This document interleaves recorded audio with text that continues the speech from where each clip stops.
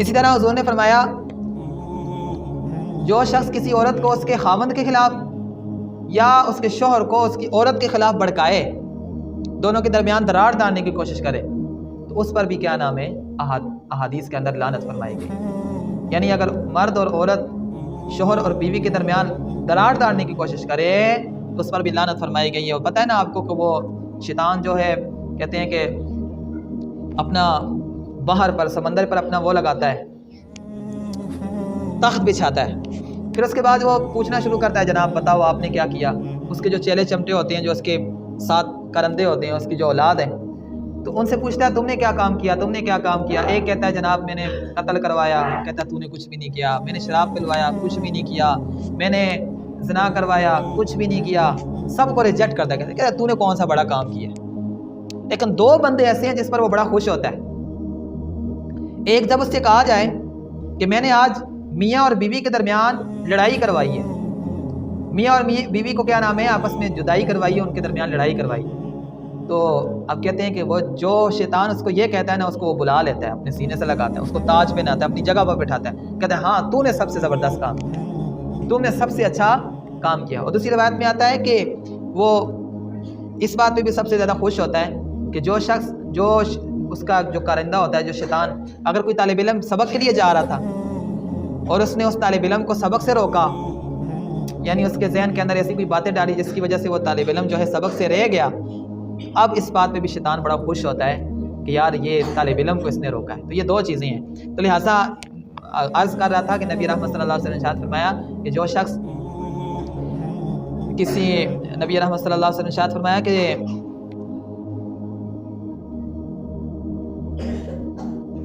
خاوند کو عورت کے خلاف اور عورت کو خاوند کے خلاف اگر کوئی بندہ بھڑکاتا ہے اس پر بھی حدیث کے اندر لعنت فرمائی گئی۔ اس طرح نبی رحمت صلی اللہ علیہ وسلم نے ارشاد فرمایا جو آدمی کسی مسلمان کی طرف ہتھیار کے ساتھ اشارہ کرتا ہے، اب یہ ہتھیار کے ساتھ اشارہ کرنا جائز ہی نہیں ہے، لیکن اگر کرتا ہے تو اس کے اوپر بھی احادیث کے اندر لعنت فرمائی گئی۔ زکوٰۃ دینے سے انکار کرنے والا، اس پر بھی احادیث کے اندر لعنت فرمائی گئی ہے۔ اسی طرح کوئی بندہ اپنے آپ کو اپنے باپ کے علاوہ کسی اور کی طرف منسوب کرتا ہے، کہتا ہے میرا باپ فلاں شخص ہے، حالانکہ اس کا باپ کوئی اور ہے اور وہ کہتا ہے میرا باپ فلاں شخص ہے، تو اس کے اوپر بھی قرآن و حدیث کے اندر لعنت فرمائی گئی ہے۔ اسی طرح جانور کا جو چہرہ ہے اس کو داغنے والا، آپ کو پتہ ہے پہلے زمانے کے اندر یہ لوگ کوئی چیز گرم کر کے اور جانور کے چہرے پر نشان لگاتے تھے، تو یہ جانور کے چہرے کو تکلیف دینا اور اس کے اوپر داغ لگانا، اس پر بھی احادیث کے اندر لعنت فرمائی گئی ہے۔ اسی طرح ایک بندے پر مقدمہ ہوا، مقدمے کے اندر اس پہ سزا ثابت ہو گئی، اب قاضی وقت کے سامنے کوئی بندہ اس کی سفارش کرتا ہے یا رشوت دیتا ہے، اب جس کے لیے سفارش کی گئی ہے اور جو سفارش کر رہا ہے، دونوں پر احادیث کے اندر لعنت فرمائی گئی۔ اسی طرح وہ عورت جو اپنے شوہر کی اجازت کے بغیر گھر سے باہر جائے، تو جب تک باہر رہتی ہے گھر سے اس وقت تک اس پر لعنت برستی رہتی ہے، اس کو چاہیے کہ وہ جب بھی گھر سے باہر نکلنا ہے تو اپنے شوہر کی اجازت لے کے جائے، اس پر بھی لعنت فرمائی گئی۔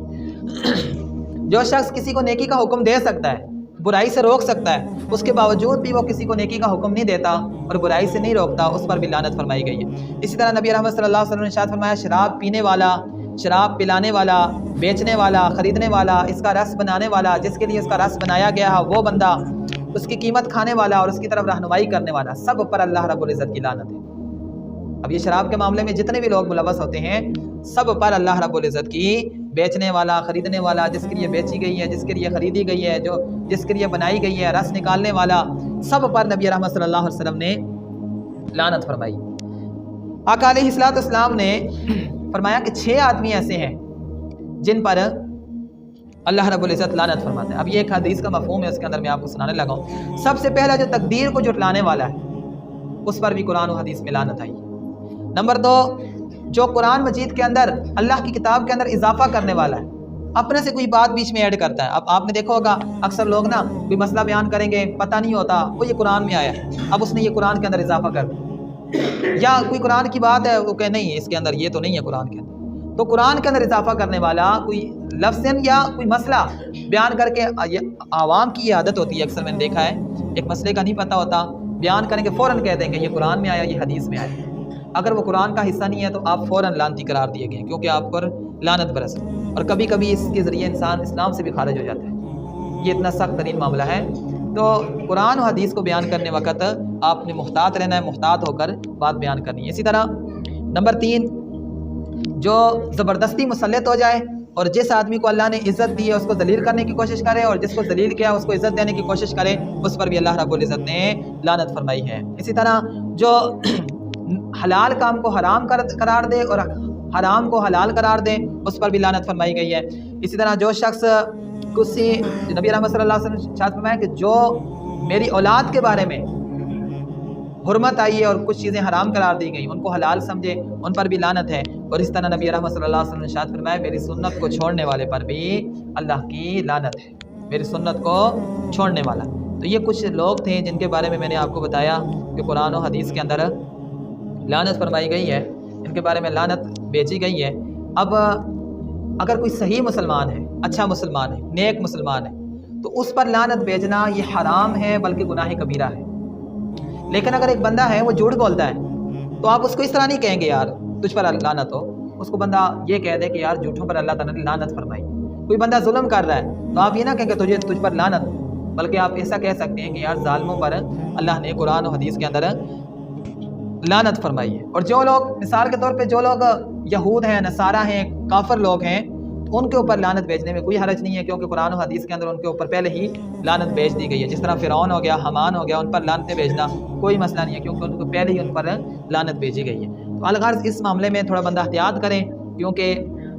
लानत भेजना कबीरा गुनाहों में से। और मैंने आपको बताया अगर कोई लानत भेजे और वो बंदा उसका मुस्तहिक ना हो तो वो लानत उसकी तरफ ही वापस चली आती है।